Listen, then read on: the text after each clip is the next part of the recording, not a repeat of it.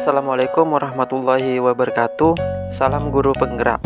Perkenalkan, nama saya Yudi Ansori, calon guru penggerak angkatan 9 dari SMA Negeri 1 Gayam, Kabupaten Sumeneb.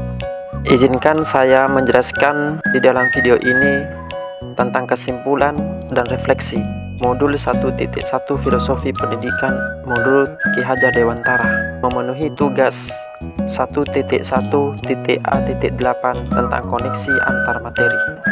Pendidikan dan pengajaran menurut Ki Hajar Dewantara membedakan kata pendidikan dan pengajaran dalam memahami arti dan tujuan pendidikan. Pengajaran adalah bagian dari pendidikan. Pengajaran merupakan proses pendidikan dalam memberi ilmu atau berfaedah untuk kecakapan hidup anak secara lahir dan batin. Pendidikan memberi tuntunan terhadap segala kekuatan kodrat yang dimiliki anak agar ia mampu mencapai keselamatan dan kebahagiaan yang setinggi-tingginya, baik sebagai seorang manusia maupun sebagai anggota masyarakat. Pendidikan adalah tempat bersemayam benih-benih kebudayaan dalam masyarakat dan merupakan kunci utama untuk menciptakan manusia yang beradab. Maksud pengajaran dan pendidikan yang berguna untuk berkehidupan bersama ialah memerdekakan manusia sebagai bagian dari persatuan. Manusia merdeka adalah manusia yang hidupnya lahir atau batin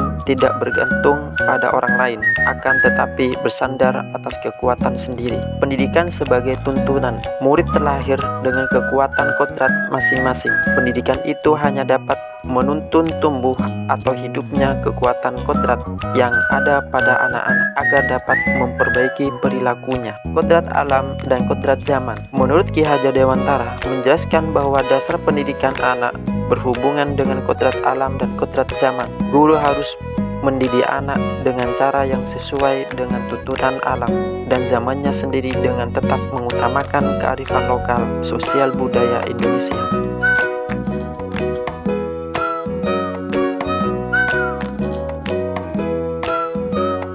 Sebelum mempelajari modul 1.1, saya seringkali menganggap mempelajari hanya sebagai transfer ilmu, hingga saya lebih fokus pada ketercapaian. Mengira semua murid memiliki kebutuhan yang sama. Saya tidak mempertimbangkan karakter murid.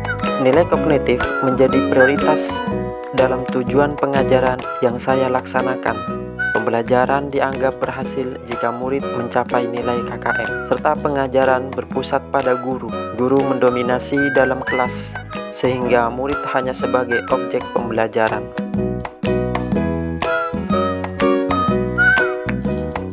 Setelah saya mempelajari modul 1.1, maka saya merasa pembelajaran bukan hanya sekedar transfer ilmu, melainkan menuntun dan memerdekakan murid untuk dapat menumbuh kembangkan potensi yang dimiliki sesuai dengan minat dan bakatnya, serta memperhatikan semua aspek penilaian. Yang pertama kognitif, kedua afektif, ketiga psikomotor, keempat spiritual, kelima sosial, dan keenam budaya, dan memberi ruang kepada murid sebagai subjek pembelajaran. 1.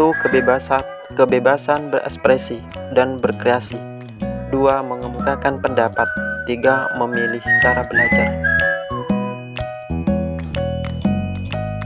Strategi yang akan diterapkan yaitu mengenali dan memahami karakteristik murid dan memberikan pengajaran yang sesuai dengan kebutuhannya, dan menggunakan metode pembelajaran yang bervariasi, inovatif, kreatif dengan memanfaatkan teknologi dalam pembelajaran, serta merancang dan menerapkan strategi pembelajaran yang sesuai dengan kodrat keadaan murid, baik kodrat zaman maupun kodrat alam, serta relevan dengan konteks kebudayaan. Setelah strategi yang saya terapkan, maka saya melakukan refleksi terhadap proses pembelajaran yang telah dilakukan, memperbaiki praktek pembelajaran yang mengutamakan kebutuhan murid agar terwujudnya pendidikan yang berorientasi kepada murid.